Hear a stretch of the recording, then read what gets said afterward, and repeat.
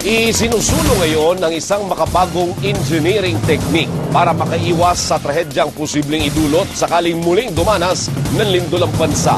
Exclusive na Papatrol, Abner Mercado. Mga bitak at gumuhong bahay at mga gusali ang iniwan ng malalakas na lindol sa bansa. Gaya noong 1990 sa Luzon at kamakailan lang sa Visayas, marami ang namatay. Pero ayon sa isang structural engineer, may construction technology na mula sa Singapore na maaaring gamitin para mabawasan ang pinsala ng lindol. Ito ang retrofitting o pagpapatibay sa pundasyon ng mga gusali gaya ng ginawa sa Pateros Elementary School na itinayo pa noong panahon ni dating Pangulong Marcos at inisponsoran ng isang Singaporean-based foundation. Pag sumayaw siya, hindi basta-basta yung napuputol. Kasi usually napuputol yan eh. Pag pumutok yung konkreto at yung bakal, pag bumitaw, putol yan siya. Napipigilan niya.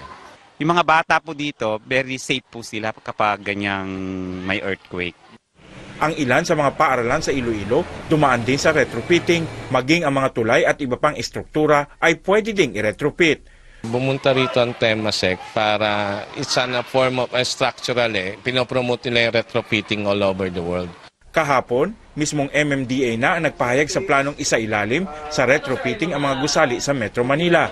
Umaasa naman ang mga ekspertong hindi uurong ang gobyerno sa mga konkretong planong gaya nito nang hindi mauwi muli sa trahedya ang panibagong insidente ng pagyanig. Abner Mercado, Patrol ng Pilipino.